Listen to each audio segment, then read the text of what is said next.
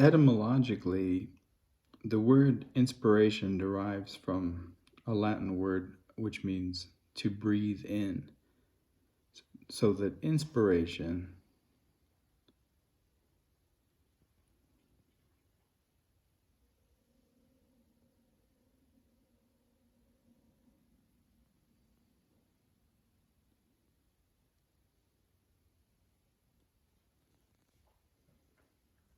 and the initial meaning assigned to it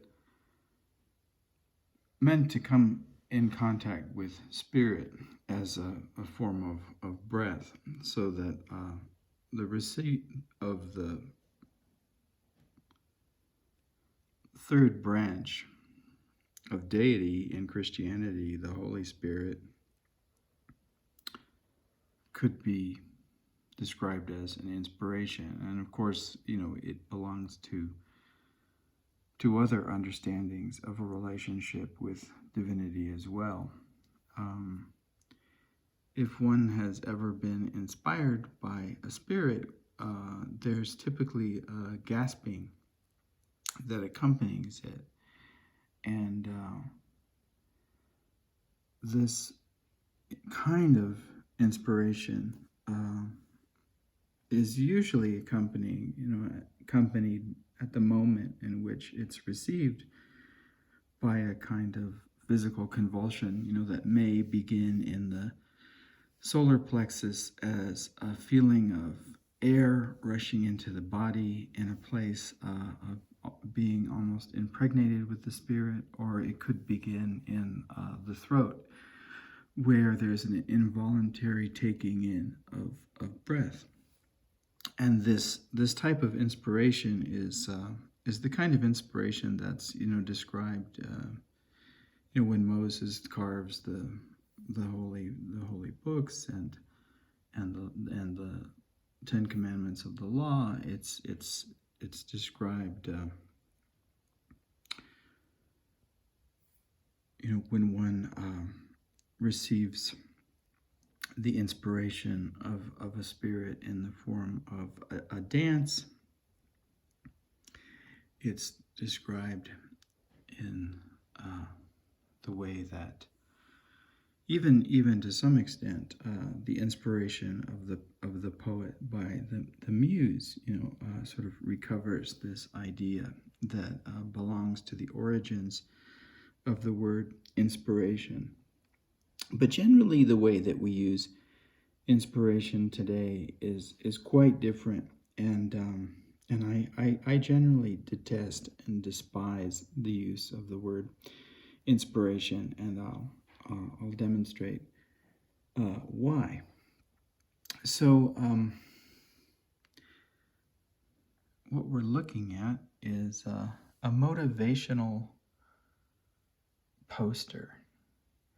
And when I worked in social services and in employment services, these motivational posters were quite ubiquitous in offices and in halls and in these places of that provided assistance for individuals, either seeking employment because they've been displaced from their work by cruel economic systems that masquerade as culture, or they've been displaced by society based upon other aspects of their unique positionalities and embodiments as individuals, and either been institutionalized or found themselves homeless or other things that demonstrate the marginal success of society's ability to displace these individuals for any number of reasons. And so, maybe it was something about, the guilt that we have in displacing individuals within these systems that are basically designed to displace them, that create, these branches of societies of displacement in which, recovery or retrieval is the goal. And these, branches of this society of displacement, are generally referred to as social services or social work, or a variety of descriptors that sort of mask, the real function of these domains. Anyway, I've worked in these domains in a number of different ways. Like I said, I've worked in social service programs that focus on counseling, that focus on attaining work skills for individuals, that focus on assistance in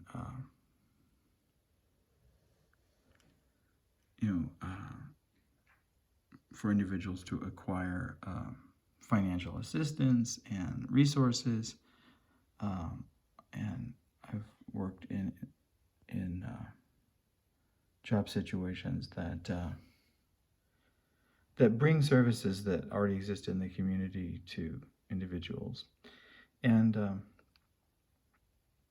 like I said, you often find these types of posters. Now, typically, see this script is a bit, I don't know what type this is, but it's a bit handwritten, which is very interesting, because typically the script for these motivational and inspirational images, typically the script is very hard edge, and demonstrates.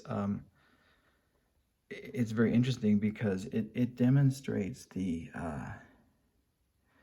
perfection, almost like it has a very industrial but elegantly articulated mechanical style, and being handmade is almost too much of an allowance of the individual for the idea of inspiration, because typically these little image poems that are one-liners, these entirely trivial, banal, and so-called motivational and inspirational platitudes, right? Bless you, Boo. That's Leo. That's one of my dogs, sneezing in the background. And they're designed essentially to tell the individual that's struggling that, and this is where everyone will become angry with me, because I'm going to critique this idea that you can do it. It's the system won't change. It's a justification for the fascist underpinnings of the system that throws out the individual and then tells the individual that the individual needs to just work harder. Like, for example, so if you're in a wheelchair and you can't get into the building, just think about Sisyphus and just keep trying, practice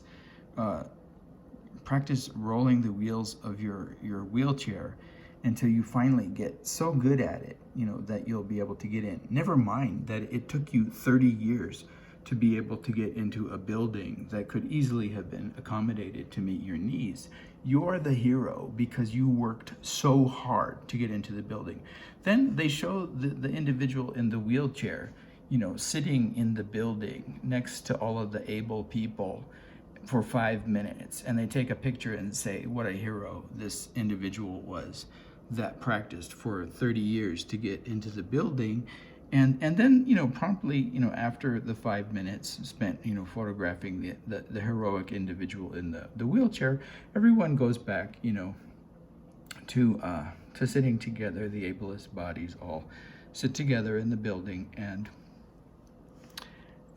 say, wasn't that great? Isn't he an inspiration to others, right? So inspiration is inherently conservative in this use of inspiration, just like the rest of the posters, whether they're they talk about motivation, or whether they talk about ambition, or what do they talk about. They're inherently conservative. And the reason is because they always have already placed the onus of what's considered failure and the onus of what's considered success on the individual, rather than the social and structural underpinnings of the institution in which that individual finds, herself or himself placed, right? And finds either himself or herself supported or unsupported, or struggling or unstruggling. So this is why I really don't like the word inspiration as it's used today. I love the word inspiration as it's used, as its etymological origins imply that we can receive, divine companionship, and divine presence, and that it occurs in the form of breath. And, prana, breath, is related to this idea of inspiration, right? In many forms of meditation, there's a breathing that accompanies the meditation. And the reason is to train the body to sync itself to the goals of the mind's direction, and to let certain things go, and to let certain things in, and so the idea in inspiration of prana is also already there, and maybe this is the reason why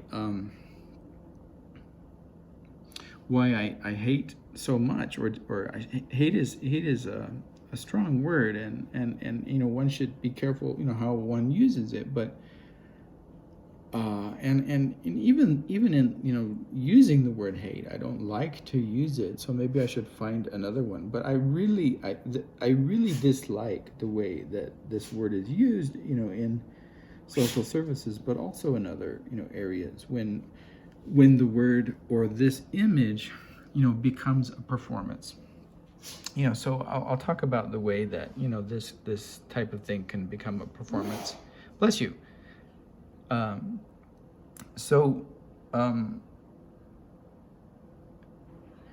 There are bless you. So there was a time at which point inspiration may have been a necessary requirement for producing poetry, that is to receive some sort of spirit, and to receive the knowledge of that spirit, and the ability to speak through that spirit may have been one of the sort of original ideas in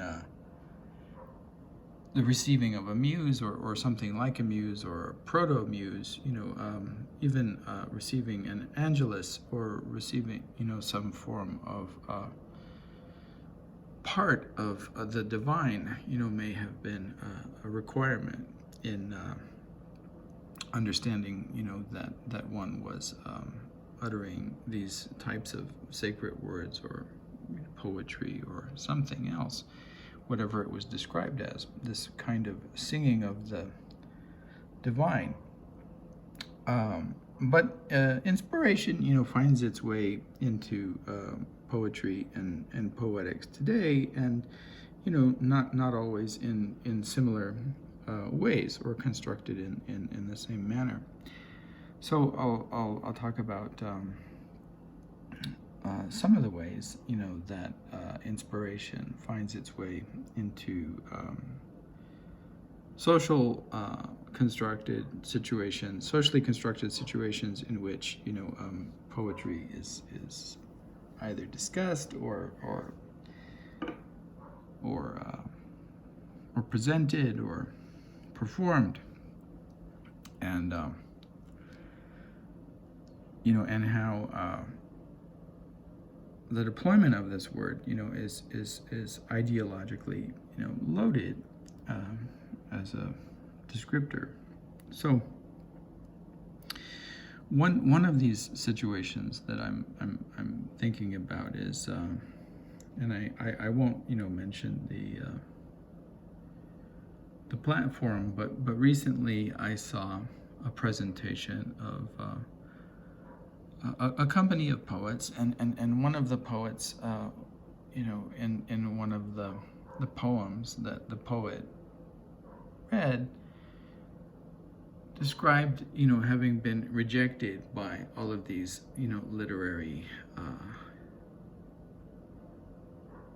magazines, and but she persevered, and she kept struggling, and she was motivated to continue trying, and the poem, narrated something about.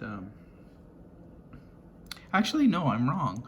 I'm misremembering it, and it wasn't that kind of motivation. It was more like it was a criticism of those poets, who give up, and it was a description of this poet, who'd been rejected by all of these literary magazines, but then. And had given up, but didn't read, the very last letter, which ironically, was a letter of acceptance, and they had accepted this piece, or maybe it was a book, and now it was going to be published. So the idea was, just keep trying. Obviously, if you give up, you won't get there, and it's we all had to struggle, and it's this fantasy that. The rules are fair, but some of us just have to work a little harder than others, right? Well, if you're having to work harder than everyone else, the rules aren't fair, right?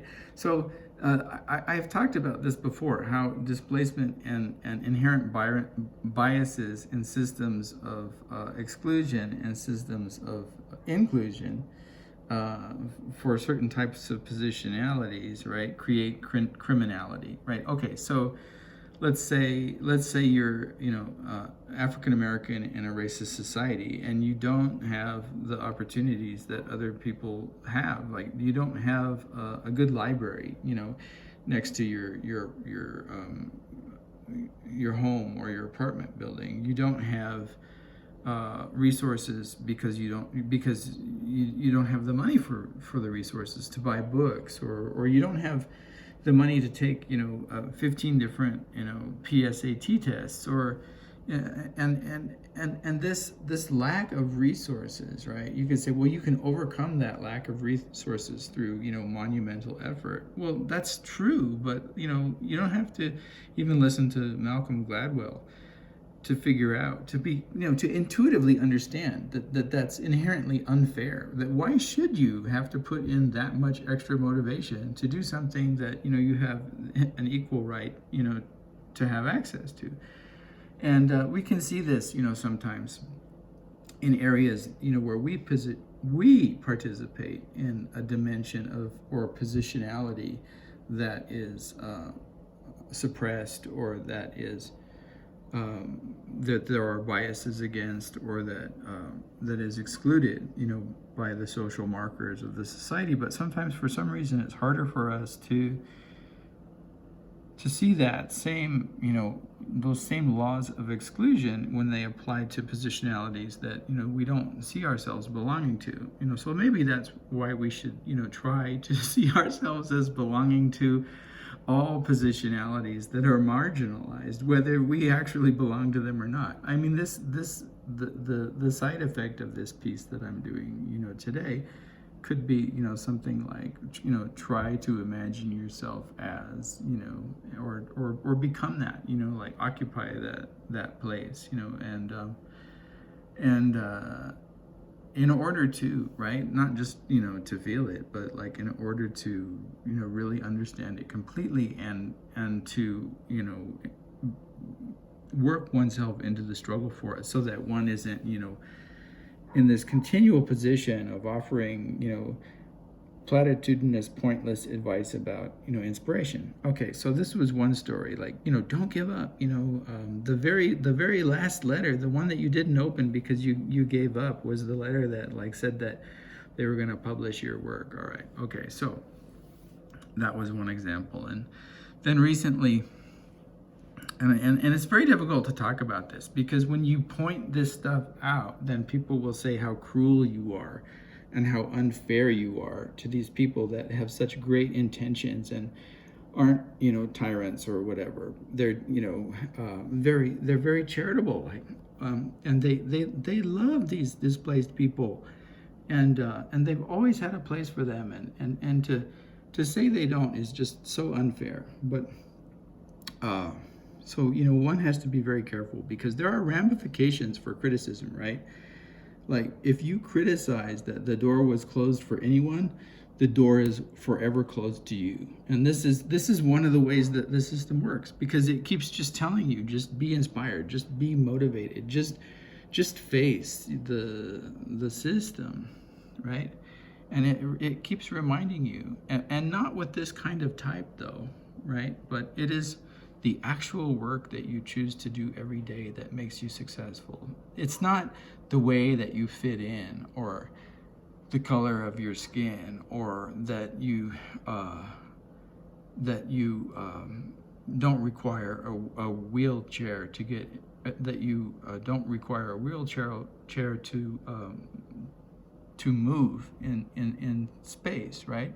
Or that or that you are not blind. It's not all of those things that you are or aren't that make you successful. It's the actual work that you choose to do every day, no matter how unfair this system is.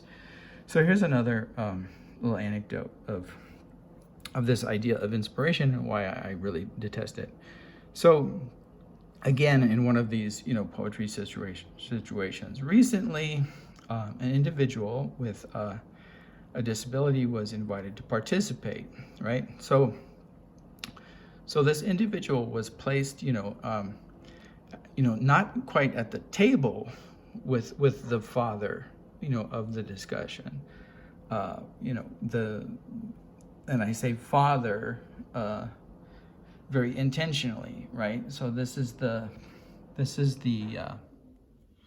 authority, the patriarchal authority, that authorizes the community, and that presides over the community, and has the authority to invite and choose and ask the questions. This is the teacher. This is the father as teacher, and the father as professor, and the father in some ways as guide. As Dante has his guide. In the form of Virgil. So we'll just call him Virgil. So Virgil is sitting at his table, but he's very careful to point out that he's invited, and we won't talk about what type of disability this individual has, but he's invited, this individual with this disability is very grateful to be sitting there at the table near Father Virgil, and expresses that gratitude. And then Father Virgil asks questions of the regular group, which the regular group is not in the same room as Father Virgil. They're elsewhere, as they usually are in their own Zoom locations. But Father Virgil doesn't seem to be aware that the invitation to allow, right, the individual with the disability, to sit at the table, is still a form of exclusion, because the individual with the disability is not in the same space-time relationship with the father that the regular participants in the poetry discussion are, right? So they're all in their Zoom locations, and they have that Hollywood Squares, style box in which they're presented, but then they get their close-ups when they're speaking. But the other individual, by virtue of proximity to Father Virgil,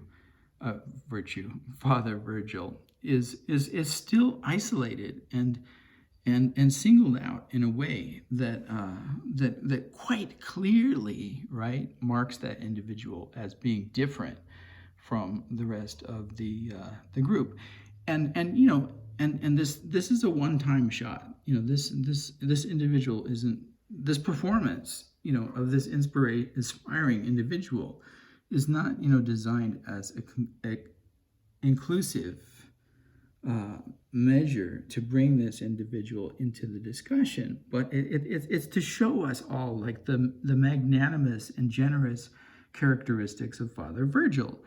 And when I say this, right, I'm being so unfair, right? This is what's going to be pointed out to me, that how unfair this is, because it's always unfair, you know, to build the ramp.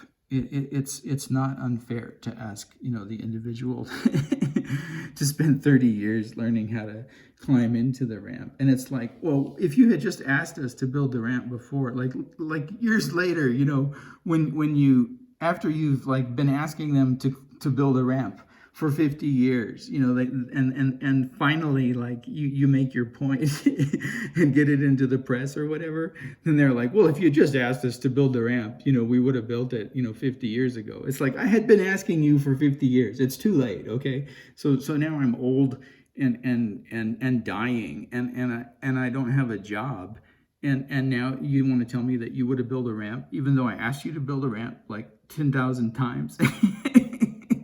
So anyway, this is the function of inspiration. And there was even like a moment, you know, in the discussion, and I'm, you know, if I'm offending the individual and the individual with a disability, you know, is offended by this, that's not my intention, you know, and I apologize to that individual, but I don't apologize to my critique of the way that individual is being used, you know, by this structure and by this apparatus.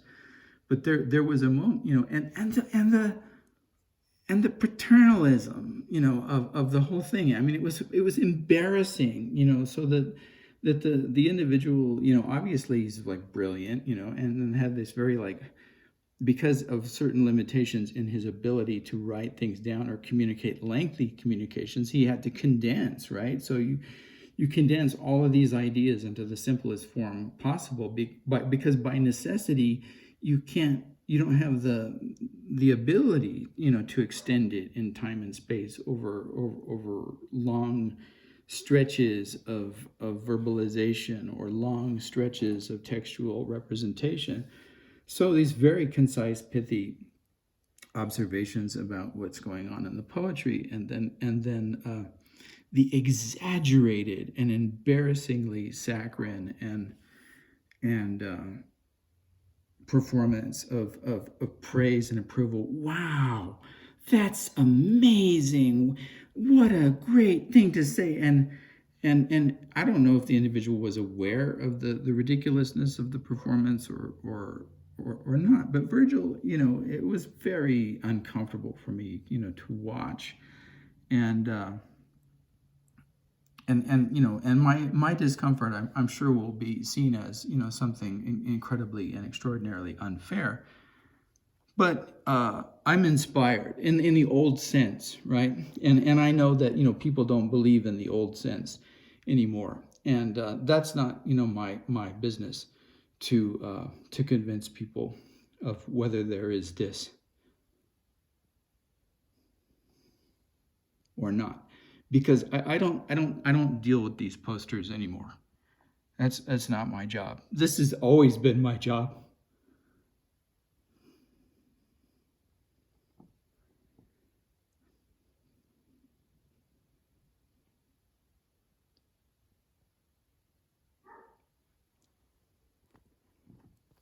So I'm inspired to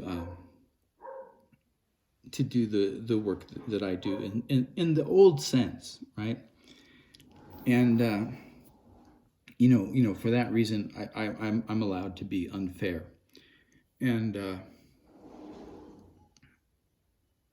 I was just, you know, discussing, you know, the saccharine compliments and And then I was leading to, you know, what I was going to say next was, there was even an explicit moment in which, and I don't know whether it was a real letter or something composed, you know, for the performance or what it was, but someone had posted on one of the social media platforms, whether it was the Twitter relationship to this discussion or whether it was the YouTube relationship to the discussion, you know, like seeing this individual up there, you know, at the table with Father Virgil, has really inspired me. You know, I have a disability and now I'm going to go to college. So it's like, yeah, you know, this person, you know, was a credit to his disability, and he's inspiring other people to be credits to their disability. You know, just like Superman, just like Christopher Reeve, you know,